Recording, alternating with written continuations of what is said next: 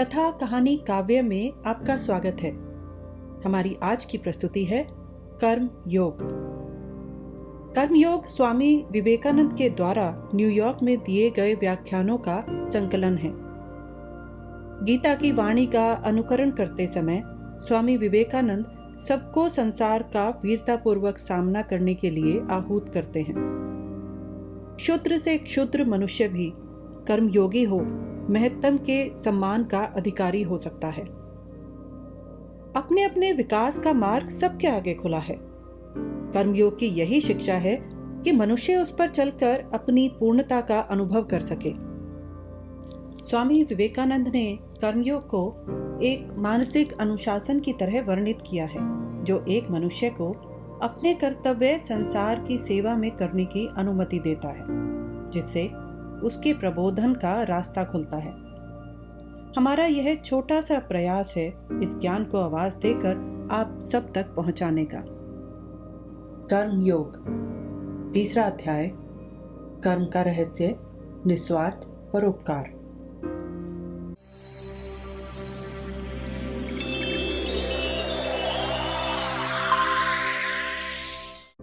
दूसरों की दैहिक असुविधाओं को दूर कर उनकी सहायता करना बड़ा काम है, परंतु आवश्यकता के अनुसार की गई सहायता अथवा जैसी उसकी क्षमता होती है बड़ी छोटी होती है।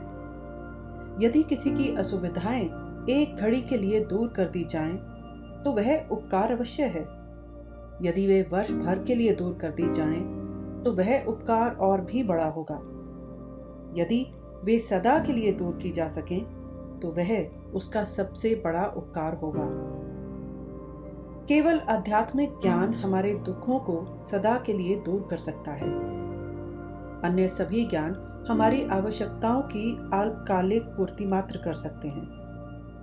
यदि मनुष्य का चरित्र बदल जाए, तो उसके दुखों का सदा के लिए अंत हो जाए। अध्यात्म ज्ञान से ही कामना प्रवृत्ति नष्ट हो सकती है। इसीलिए मनुष्य का आध्यात्मिक उपकार ही उसका सबसे बड़ा उपकार है। जो मनुष्य को अध्यात्म ज्ञान देता है, वह उसका सबसे बड़ा उपकारी है। इसीलिए हम देखते हैं कि सबसे शक्तिशाली वे ही व्यक्ति हैं जो मनुष्य की आध्यात्मिक आवश्यकताओं की पूर्ति कर सके हैं। वास्तव में अध्यात्म ज्ञान ही जीवन के तमाम कर्मों की नींव है। अध्यात्म शक्ति वाला पुरुष चाहे तो वह किसी प्रकार की शक्ति अर्जित कर सकता है। जब तक मनुष्य में अध्यात्म शक्ति न होगी, तब तक दैहिक आवश्यकताओं की भी भली भांति पूर्ति नहीं हो सकती। आध्यात्मिक उपकार के बाद मानसिक उपकार का नंबर आता है। ज्ञान दान, वस्त्र, भोजन दान से बढ़कर है। मनुष्य को जीवन दान देने से भी यह श्रेष्ठ है, क्योंकि मनुष्य के वास्तविक जीवन का अर्थ है सद्ज्ञानार्जन। अज्ञान मृत्यु है, ज्ञान जीवन। दुख और अज्ञान में पथभ्रष्ट जीवन का कोई मूल्य नहीं। इसके बाद कहीं दैहिक उपकार का नंबर आता है। इसीलिए परोपकार पर विचार करते समय इस बात का ध्यान रखना चाहिए कि किसी मनुष्य का हम दैहिक उपकार मात्र नहीं कर सकते।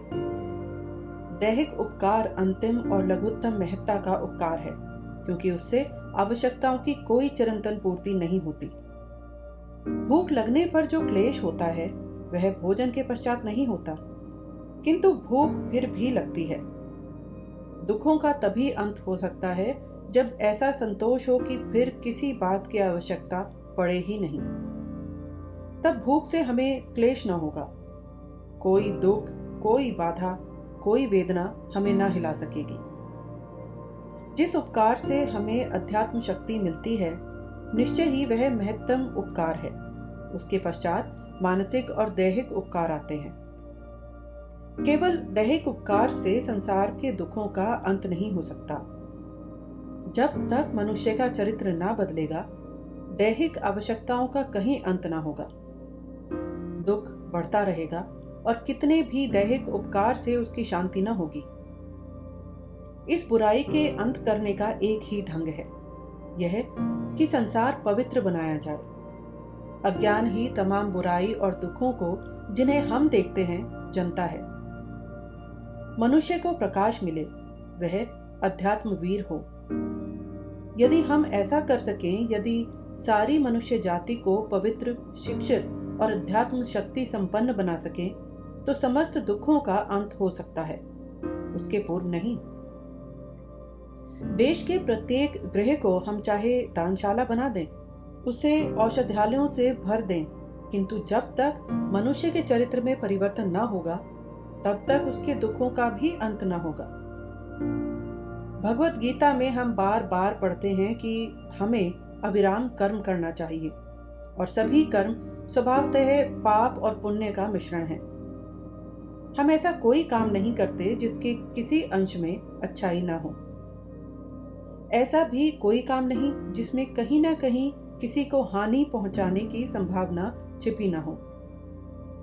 जो भी काम किया जाता है उसमें अच्छाई बुराई होती है। फिर भी हमें अविराम काम करने के लिए कहा गया है। पाप पुण्य दोनों का फल मिलेगा, दोनों का कर्म उत्पन्न होगा।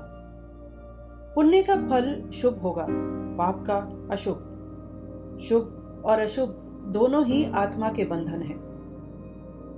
गीता ने कर्म की इस बंधन जनन प्रकृति के संबंध में यह निश्चय किया है कि यदि हम अपने कृत कर्मों में आसक्त न हो, तो उसका कोई बंधनात्मक प्रभाव आत्मा पर न पड़ेगा। हम इस अनासक्ति योग का अर्थ समझने की चेष्टा करेंगे। गीता का यह प्रधान उपदेश है, अनवरत कर्म करना, किंतु कर्म अथवा उसके फल में आसक्ति न रखना। संस्कारों का बहुत कुछ हमारी नैसर्गिक प्रवृत्तियों से अर्थ लिया जा सकता है।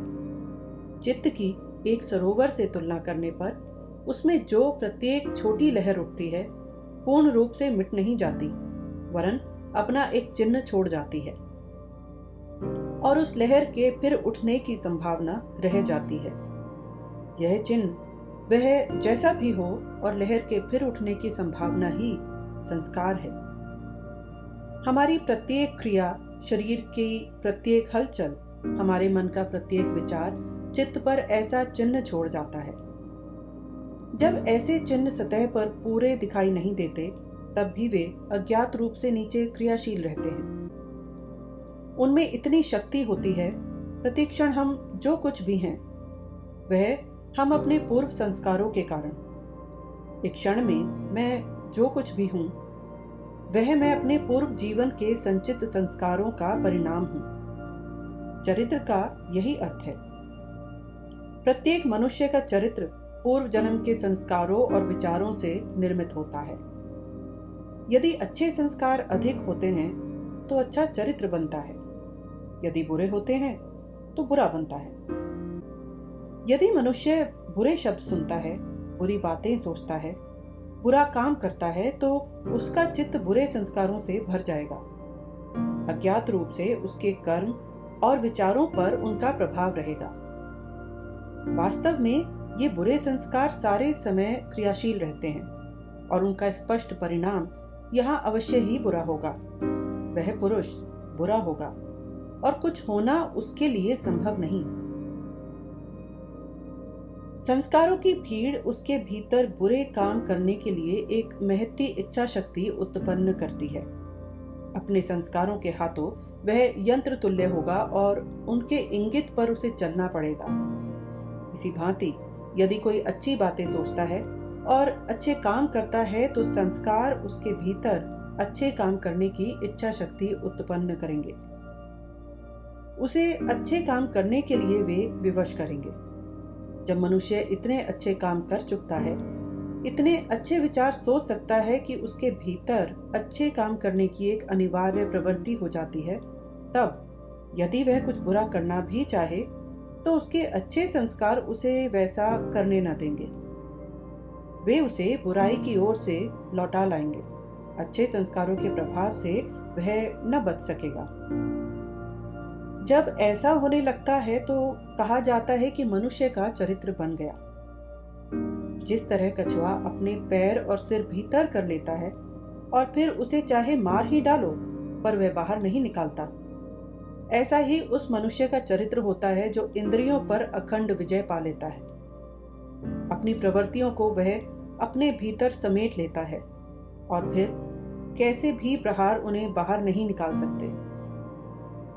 शुभ विचारों के निरंतर प्रवेश से, चित्त पर शुभ संस्कारों के चलने से शुभ कर्म करने की प्रवृत्ति हमें प्रबल हो जाती है और उसके फलस्वरूप हम अपनी इंद्रियों को अपने वश में कर लेते हैं। इसी भांति चरित्र निर्माण हो सकेगा, तभी आप सत्य पा सकेंगे। ऐसे ही मनुष्य अभय और अजेय हो सकते हैं। उन्हें आप किसी भी संगति में कहीं भी बिठा दीजिए, उनके लिए कोई भय नहीं। इस शुभ कर्म प्रवृत्ति से भी बढ़कर मनुष्य की एक उच्चतर दशा है, मुक्ति की इच्छा। हमारे भारतीय योगों का ध्येय आत्मा की मुक्ति ही है और प्रत्येक एक ही फल समान रूप से दे सकता है।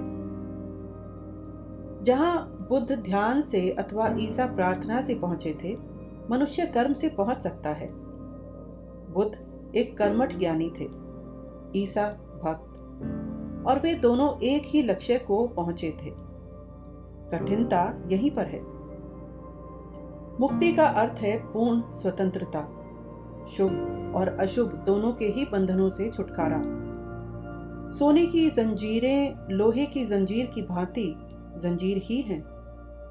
मेरी अंगुली में एक कांटा लगा, दूसरा कांटा ले मैं उसे निकाल देता हूं, बाद में दोनों को ही मैं फेंक देता हूं। दूसरा कांटा मैं अपने पास नहीं रख लेता, क्योंकि आखिर दोनों कांटे ही तो हैं। इसीलिए अशुभ संस्कारों का प्रभाव शुभ संस्कारों से नष्ट करना चाहिए। अशुभ प्रवृत्तियों का शुभ प्रवृत्तियों से, यहाँ तक कि जो कुछ भी अशुभ है या तो प्रायः नष्ट हो जाए अथवा वश में रखा जाए, परंतु उसके पश्चात शुभ प्रवृत्तियों संस्कारों पर भी विजय पानी होती है। इस भांति ही आसक्त अनासक्त हो सकता है। कर्म कीजिए, परंतु कर्म अथवा विचार का मन पर गहरा प्रभाव न पड़ने दीजिए। लहरों को उठने गिरने दीजिए। मन और शरीर से बड़े बड़े काम कीजिए, किंतु आत्मा पर उनकी छाया टिकने न दीजिए। यह कैसे संभव है? हम यह सरलता से देख सकते हैं कि किसी कर्म का जिससे हमें आसक्ति होती है, प्रभाव हमारे चित्त पर दीर्घकाल तक रहता है। दिन में मैं 100 व्यक्तियों से मिलूं और उनमें से एक ऐसा भी हो जिससे मैं प्यार करता हूं। रात्रि में मैं उन सब का स्मरण करूं तो उसी का चित्र सबके सामने आएगा जिसे मैं प्यार करता था, यद्यपि जिसे कदाचित मैंने एक क्षण के लिए ही देखा था, और सब लुप्त हो जाते हैं। उस व्यक्ति में मेरी आसक्ति के कारण उसके द्वारा औरों की अपेक्षा मेरे चित्त पर गहरा प्रभाव पड़ा। दैहिक क्रियाओं में समानता रही है। प्रत्येक का प्रतिबिंब आंख के तिल पर पड़ा और मानसिक केंद्र से उसकी पहचान हुई, परंतु उनके प्रभाव में समानता नहीं। प्रत्युत उस व्यक्ति का, जिसकी शायद मैंने झलक भर देखी थी, मन पर गहरा प्रभाव पड़ा, इसलिए कि उसके विपरीत अन्य आकृतियों को मेरे मन में अनुरूप संस्कार न मिले। उनमें से अधिकांश कदाचित मेरे लिए नई आकृतियां थी, किंतु उसकी आकृति ने, जिसे मैंने पल भर देखा, मेरे मन में अनुकूल संस्कार पा लिए। शायद अपने मन में मैंने वर्षों से उसका चित्र खींच रखा था। उसके बारे में सैकड़ों बातें जानता था और उसकी इस नई आकृति ने मेरे मन में सैकड़ों अनुकूल बातें पा ली और वे सब संस्कार जाग उठे। उन 100 व्यक्तियों की अपेक्षा उसकी मेरी दृष्टि पर कहीं अधिक छाप पड़ी और फलतः उसका मन पर गहरा प्रभाव पड़ना ही चाहिए। इसीलिए आसक्ति छोड़ो, कर्म चक्र चलने दो, मानसिक केंद्र अपना कार्य करते रहें। तुम स्वयं अनवरत काम करो, किंतु एक भी लहर को अपने मन पर अधिकार न करने दो। इस तरह काम करो जैसे तुम यहाँ एक पथिक, एक अपरिचित आगंतुक मात्र हो। अविरत काम करो, किंतु सांसारिक वस्तुओं से नाता न जोड़ो। दास्ता भयानक है। यह संसार हमारा घर नहीं, जिन अनेक मंजिलों में से होकर हमें जाना है, उन्हीं में से यह एक है। सांख्य के उस महावाक्य का स्मरण रखो, समस्त प्रकृति आत्मा के लिए है, आत्मा प्रकृति के लिए नहीं। प्रकृति का अस्तित्व आत्मा की शिक्षा के लिए ही है, अन्य उसका अर्थ नहीं। वह इसलिए है कि आत्मा को अपना ज्ञान हो और ज्ञान द्वारा वह मुक्त हो। यदि हम यह बात याद रखें तो हम प्रकृति में कभी आसक्त न हो। हम यह जाने कि प्रकृति एक पुस्तक के समान है जिसमें हमें एक पाठ याद करना है। जब वह पाठ हमें याद हो जाएगा तो उसकी आवश्यकता न रहेगी, परंतु ऐसा समझने के बदले हम प्रकृति से अपना एकत्व मान बैठते हैं। हम सोचते हैं आत्मा प्रकृति के लिए है, शरीर के लिए है, अथवा जैसी कहावत है, हम सोचते हैं कि हम खाने के लिए जीते हैं, न कि जीने के लिए खाते हैं। यह भूल हम सदा किया करते हैं। प्रकृति में आत्मबोध कर हम उसमें आसक्त हो जाते हैं। इस आसक्ति के होते ही आत्मा के बंधन जकड़ जाते हैं। हम स्वतंत्रता के लिए नहीं, गुलामी के लिए काम में लग जाते हैं। इस शिक्षा का तत्व यह है कि तुम स्वामी की भांति कार्य करो, दास की भांति नहीं। अविराम काम करो, किंतु दास होकर नहीं। आप देखते नहीं किस प्रकार प्रत्येक मनुष्य काम करता है। कोई भी एकदम अकर्मण्य नहीं रह सकता। 99% लोग दासों की भांति काम करते हैं और परिणाम होता है दुख, दैन्य, हाहाकार। यह सब स्वार्थी काम है। स्वतंत्रता के लिए कार्य कीजिए, प्रेम के लिए। प्रेम शब्द का अर्थ समझना अत्यंत कठिन है। प्रेम स्वतंत्रता से आता है। दास में सच्चा प्रेम असंभव है। दास को खरीदकर उसे जंजीरों में बांध आप उससे काम करवा सकते हैं, परंतु उसके हृदय में आपके प्रति तनिक भी प्रेम न होगा। वह दास की ही भांति काम करेगा। इसी भांति सांसारिक पदार्थों के लिए जब हम दासों की भांति कार्य करते हैं, तब हमारे भीतर प्रेम हो नहीं सकता, ना हमारा काम ही सच्चा काम हो सकता है। ऐसा ही हमारा अपने बंधु बांधवों के प्रति काम है, और उससे भी अधिक स्वयं अपने प्रति। स्वार्थी काम दास का काम है। किसी काम को जांचने के लिए कि वह स्वार्थपूर्ण है अथवा स्वार्थ रहित निम्न कसौटी है। प्रत्येक निस्वार्थ कार्य से आनंद उत्पन्न होता है। प्रेम का एक भी ऐसा सच्चा कार्य नहीं हो सकता जिसका परिणाम शांति और आनंद न हो।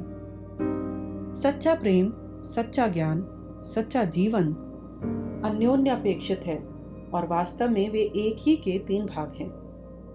जहां एक होगा अन्य 2 भी होंगे। अद्वितीय एक के वे 3 अंश हैं, सत, चित, आनंद। जब वह सत्ता अनंत से शांत में आती है, हम उसे संसार के रूप में देखते हैं। वह ज्ञान सांसारिक वस्तुओं के ज्ञान में परिणत हो जाता है, और वह आनंद ही उस तमाम सच्चे प्रेम का आधार है जिसे कभी मनुष्य का हृदय जान पाता है। मान लीजिए किसी पुरुष का किसी स्त्री पर प्रेम है। वह चाहता है कि वह उसी की होकर रहे। उससे दूर रहने पर उसे ईर्ष्या होती है।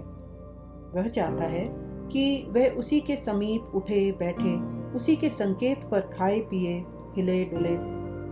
वह उसका दास है और चाहता है कि वह भी उसकी दासी होकर रहे। यह प्रेम नहीं। दास के हृदय की यह एक दुर्बल आसक्ति है जिसे वह प्रेम कहकर मानता है। यह प्रेम नहीं हो सकता क्योंकि इसमें पीड़ा है। जो कुछ वह कहता है, यदि वह नहीं करती तो उसे दुख होता है। प्रेम में कोई दुखद प्रतिक्रिया नहीं होती, उससे केवल आनंद उत्पन्न होता है। यदि आनंद नहीं तो वह प्रेम नहीं। मनुष्य को किसी अन्य वस्तु में प्रेम का भ्रम होता है। जब आप अपनी पत्नी, पुत्र, बंधु बांधव, परिवार, संसार, समस्त ब्रह्मांड को इस प्रकार प्यार करने लगते हैं कि उससे कोई ईर्ष्यालु, स्वार्थी एवं दुखद प्रतिक्रिया नहीं होती, तब आप अनासक्त होने की योग्य दशा को पहुंचते हैं। कृष्ण कहते हैं, अर्जुन, मेरी ओर देखो। यदि पल के लिए मैं कर्म करना बंद कर दूं, तो यह ब्रह्मांड विच्छिन्न हो जाए। फिर भी ब्रह्मांड से मुझे कुछ मिलने को नहीं। मैं एकमात्र स्वामी हूं। कर्म से मुझे कोई लाभ नहीं। परंतु मैं कर्म क्यों करता हूं? इसलिए कि मैं संसार को प्यार करता हूं। ईश्वर अनासक्त है, इसीलिए कि वह प्यार करता है। उस प्रकार का सच्चा प्यार हमें अनासक्त बनाता है। जहां केवल सांसारिक आसक्ति, सांसारिक वस्तुओं के प्रति भयानक आकर्षण है, वहां समझ लेना चाहिए कि वह सब दैहिक है। एक प्रकार का विभिन्न परमाणु विभागों के बीच पारस्परिक आकर्षण प्रत्याकर्षण, जो कि नितांत स्थूल है, उन्हें आपस में मिलने के लिए आकुल करता है। यदि वे काफी एक दूसरे के नजदीक नहीं आ पाते तो उन्हें पीड़ा होती है।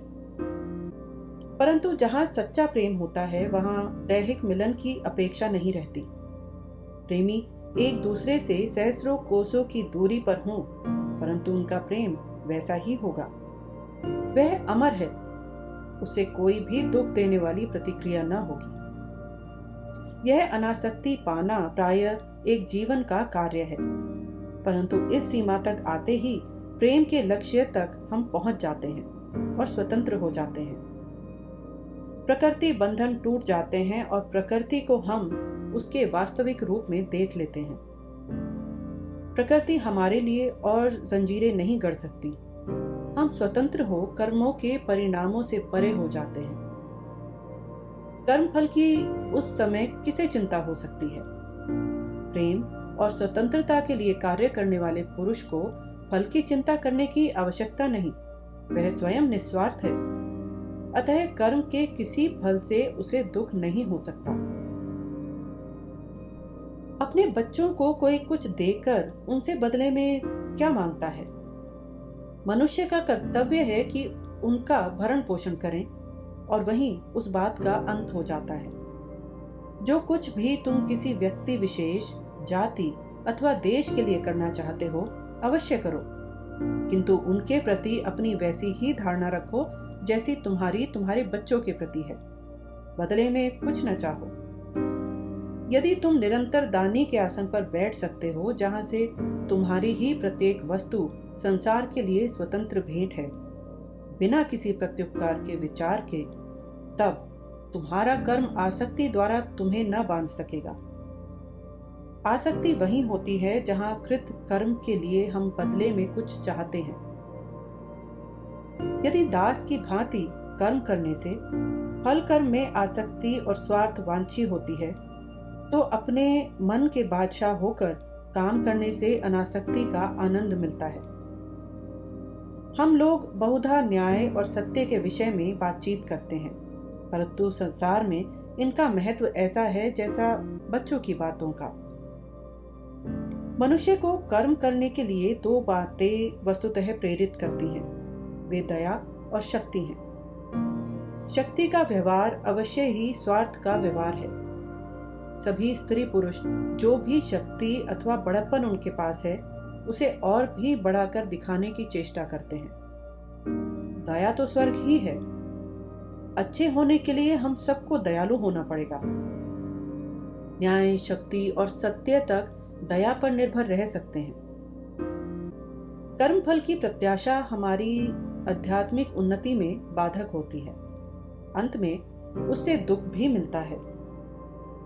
उसी कर्म का फल बंधन नहीं हो सकता जो प्रकृति एवं मनुष्य जाति के प्रति निस्वार्थ होकर किया जाता है।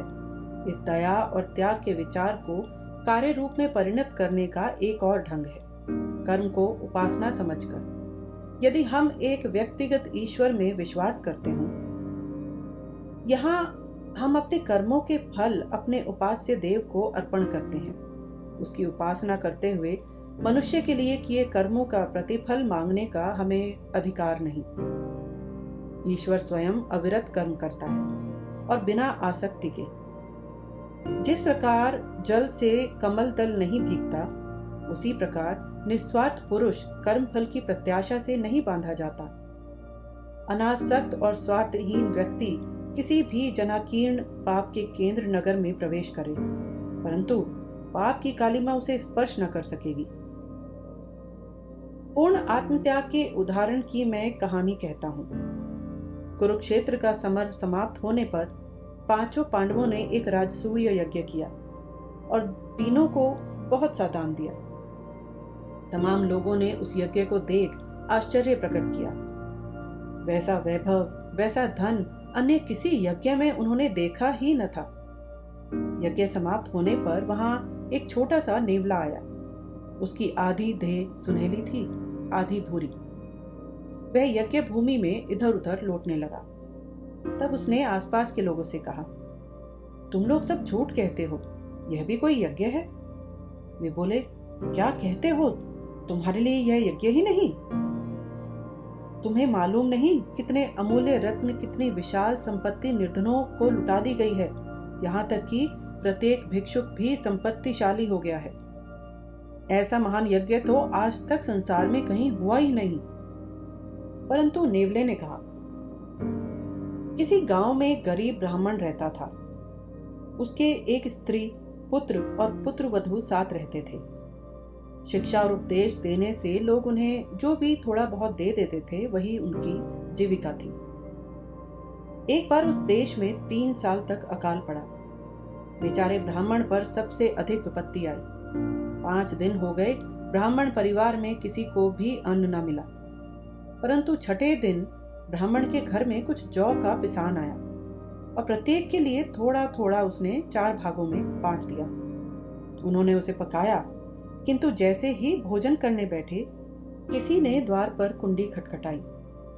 ब्राह्मण ने द्वार खोला तो वहां एक अतिथि खड़ा था।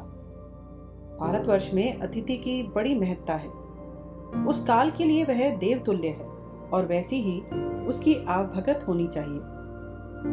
बेचारे भूखे ब्राह्मण ने कहा, स्वागत है, भीतर पधारिए। उसने अतिथि के सामने अपने भोजन का भाग रख दिया। उसे वह तुरंत खाकर बोला, ओह, तुमने तो मुझे मार डाला। मैं 10 दिन से भूखा हूं और इस थोड़े से भोजन से मेरी भूख और भी प्रबल हो उठी है। तब ब्राह्मणी ने अपने पति से कहा, उन्हें मेरा भाग दे दो। ब्राह्मण ने नहीं नुही की, परंतु ब्राह्मणी ने कहा, हमारे घर एक भूखा अतिथि आया है। गृहस्थों की भांति हमारा धर्म है कि हम उसे भोजन दें, संतुष्ट करें। तुम अपना भाग दे चुके हो, अतः स्त्री की भांति मेरा धर्म है कि मैं उसे अपना भाग दूं। तब उसने अपना भाग भी अतिथि के सामने रख दिया, किंतु उसे भी खाकर उसकी क्षुधा शांत न हुई। तब लड़के ने कहा, मेरे भोजन का भाग भी दे दीजिए। पुत्र का धर्म है कि पिता के कर्तव्य पालन में उसकी सहायता करे। पथिक उसे खा गया, परंतु अब भी भूखा रहा। इस पर पुत्रवधू ने भी उसे अपना भाग दे दिया। इतने से पूरा पड़ गया और अतिथि संतुष्ट हो उन्हें आशीष देता हुआ विदा हुआ। उस रात वे चारों प्राणी भूख से मर गए। उस भोजन के कुछ अन्न कण जमीन पर गिर पड़े थे और मैं जब उन पर लेटा तो मेरा आधा शरीर सोने का हो गया। उसी दिन से मैं सारी दुनिया घूमता फिरता हूं कि कहीं वैसा ही दूसरा यज्ञ देखने को मिले, परंतु मेरी आशा पूरी नहीं हुई। कहीं भी लौटने से मेरे शरीर का दूसरा भाग सोने का न हुआ। इसलिए मैं कहता हूं, यह कोई यज्ञ नहीं। दया और उदारता के भाव अब धीरे धीरे भारतवर्ष से बाहर जा रहे हैं। महान पुरुष कम से कम संख्या में हो रहे हैं। जब मैंने पहल अंग्रेजी पढ़ना शुरू किया था, तब मैंने अंग्रेजी की एक कहानियों की पुस्तक पढ़ी, जिसकी पहली कहानी एक लड़के के बारे में थी जिसने अपने कर्तव्य का पालन किया था। वह बाहर काम करने गया था। जो कमाकर लाया था उसमें से कुछ उसने अपनी वृद्धा माँ को भी दे दिया था। इसी बात को लेकर उसकी 3-4 पृष्ठों में प्रशंसा की गई थी, परंतु वह कितना बड़ा काम था। कोई हिंदू बालक उस कहानी से कोई बड़ी कर्तव्य शिक्षा ना पा सकता। अब मैं उसे समझता हूँ। जब मैं पाश्चात्य विचार सुनता हूँ, प्रत्येक व्यक्ति अपने लिए, कुछ पुरुष सब कुछ अपने लिए करते हैं। माता पिता, स्त्री, बच्चे सड़क की हवा खाते हैं। गृह का कहीं भी और कभी भी यह आदर्श न होना चाहिए। कर्मयोग का अर्थ अब आपकी समझ में आ गया होगा।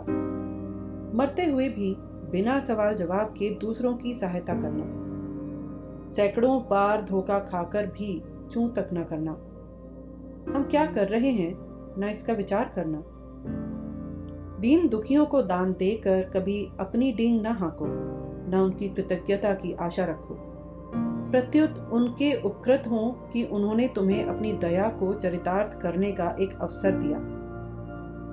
इस प्रकार यह सिद्ध है कि आदर्श सन्यासी होने से आदर्श ग्रही होना कहीं कठिन है। सच्चे सन्यासी से यदि सच्चे कर्म का जीवन अधिक कठिन नहीं तो उतना ही कठिन अवश्य है।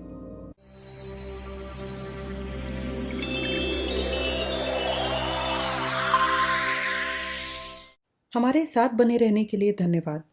जल्दी ही फिर मिलते हैं एक नई प्रस्तुति के साथ।